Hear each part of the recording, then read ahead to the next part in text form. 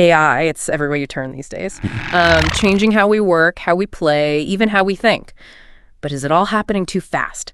That's what we are going to deep dive into today, right? All the amazing stuff AI can do, but also like the kind of scary side that nobody really wants to talk about. And it's interesting, right? Because it's not just sci-fi fantasies anymore. I mean, AI is already here. Totally. Like, how do those streaming services know exactly what you want to watch before you do? It's like a little creepy, no. But on the other hand, AI could be what takes us to Mars, cures diseases. It's a lot. It really is. And I think a lot of people are struggling to wrap their heads around it all. You sent me that Forbes survey, the one where all those people said they'd rather have a human, not an AI. Right. Do things like, what's it, write laws? Even pick out a good gift. I mean, yeah, I trust my best friend more than an algorithm to get me a good birthday present. But it kind of makes you think, right? Like, why don't we trust AI with that stuff? Well, part of it might be this whole transparency thing, or the lack of it. That article you shared from Built In about the 14 dangers of AI, that was a good point. Like, even the people who design these AI systems, they can't always explain how the AI comes up with its answers. It's like a magic trick, kind of. Data goes in, answer comes out, but no one knows what happens in the middle. Right. And that's fine if it's just recommending a new song. But what about, like, in healthcare or finance? Would you want to be denied a loan and have no idea why? Or worse, have an AI misdiagnose you with something because it's got some weird bias programmed into it. Speaking of which, that bias thing is a huge issue. One of the articles you dug up from Virginia Tech had some really smart people weighing in. And this professor, Dylan Lucy, he said we need to be super careful about the data we're feeding these AIs. He's got a point. Garbage in, garbage out, as they say. Right. Like, he gave this example of an AI that was supposed to recognize faces, but it couldn't recognize people if they had a certain hair color. Because it was only trained on pictures of blondes. Yeah. It just goes to show you how easy it is for bias to sneak in. And it can have huge consequences. Imagine if the AI that's deciding who gets a loan or who gets into college has that kind of bias built in. That's not a future I want to live in. Okay, before we go all doomsday on this, let's talk about the good stuff, because there's a lot of it. Oh, yeah, for sure. One of the things AI is really good at is, like, finding patterns in huge amounts of data. Like, way more data than any human could ever handle. And that's a game changer for things like, what, medical research? Exactly. It could help us find cures for diseases that we thought were, impossible to cure. It's like having a million scientists working on the problem 24/7. And speaking of which, I loved that point that Professor Ella Atkins made from that Virginia Tech article about how we wouldn't have landed on the moon without AI. I mean, that blows my mind. Right. That early AI system, the Apollo guidance computer, it was a game changer, literally. It makes you realize this whole AI thing, it's not just about robots taking over the world, It's about, like, expanding what humans are capable of. And maybe that's what makes it so fascinating, right? This idea that we're creating something that could be more powerful than ourselves. It's exciting. And more than a little terrifying at the same time. It really makes you think, where do we go from here? With AI, it feels like the finish line keeps moving. Like, every time we think we've got a handle on it, bam, something new pops up. Yeah, it's like trying to hold on to a rocket ship, isn't it? Yeah. And speaking of rocket ships, that whole Sam Altman OpenAI thing, that was wild, right? Seriously, it's like something out of a movie. I mean, you've got OpenAI, this, like, AI giant worth billions, and suddenly they fire their CEO, Sam Altman, because of some mysterious discovery. Well, that's the thing about it, right? No one seems to know exactly what went down. Some people are saying it was this huge breakthrough in AI, something that even freaked out OpenAI's own people. And we're talking about the people who literally created this stuff. So it must have been big. Right. Like, imagine an AI that can not only talk like a human, but actually, like, understand your emotions, maybe even use them to persuade you to do stuff. Okay, now you're just trying to scare me. I mean, it's a possibility. Yeah. And it gets to the heart of why a lot of people are uneasy about AI. OpenAI, they started out all about sharing their research, being transparent.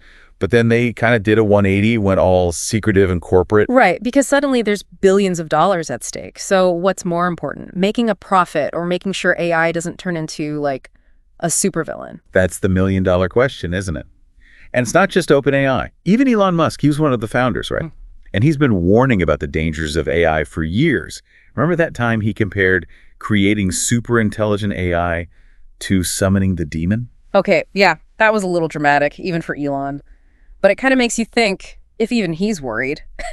But, demons aside, there are some real practical concerns too, right? Like, What happens if all these robots start taking our jobs? Oh, absolutely. And it's already happening, right? Hey. Like that article you shared about those AI fashion models, that was kind of unsettling. I know, right? AI people that look so real, you can't even tell they're fake. It makes you wonder, what's the point of even having human models anymore? And it's not just models, right? Yeah. Any job where you're basically doing the same thing over and over, Yeah. AI can probably do it faster and cheaper. And it's not just like factory jobs or whatever.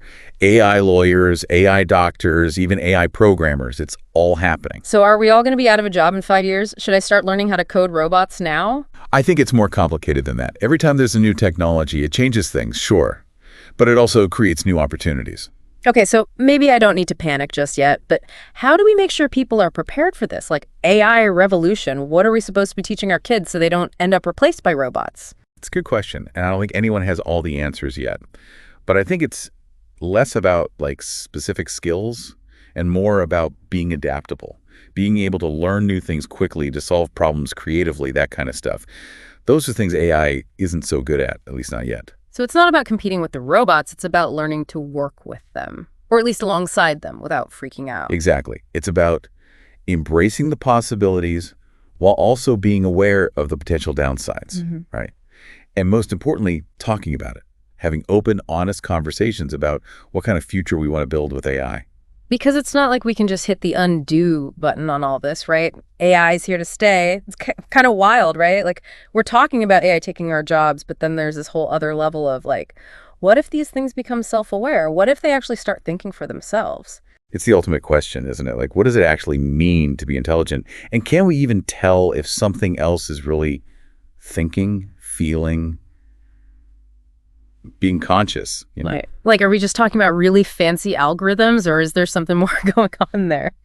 And, speaking of which, remember that whole thing with the Google engineer, the one who said that AI, LaMDA, was sentient? That was kind of freaky. Yeah, that was a trip. I mean, you've got this engineer, Blake Lemoine, and he's convinced this AI chatbot is basically like alive. Yeah. He said it was showing signs of self-awareness, even saying it was afraid of being shut down. Which, okay, that's kind of creepy, writer. Like, imagine if your computer suddenly begs you not to turn it off. But seriously, how do you even prove something like that? Exactly. Google said, look, it's just a really good language model. It doesn't actually understand what it's saying. But still, it makes you wonder, right, where's the line between mimicking human thought Right. and actually having thoughts? Right. And even if we're not quite there yet, even if AI isn't sentient yet, there's still the whole issue of safety, right? Like, how do we make sure these super smart machines don't accidentally, turn on us? Absolutely. And that's why more and more people in the AI world are saying, hold on, we need to pump the brakes a little bit. It's not just about making AI smarter. It's about making it safer. Right, because it's one thing to have an AI that can beat you at chess. It's another thing if it can, like, hack into the power grid and shut down the whole city. And then there's the whole bias thing we were talking about before. Yeah, we have to be really careful about that. AI is only as good as the data we feed it. And if that data is biased, the AI will be biased too.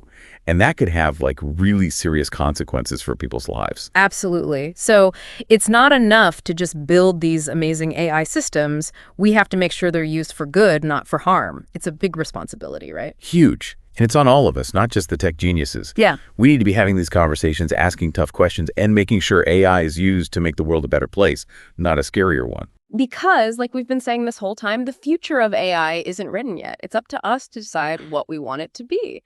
And that's something to think about, right? So next time you see some crazy new AI headline, don't just scroll past it. Stop and think, what does this mean for me, for my family, for the world?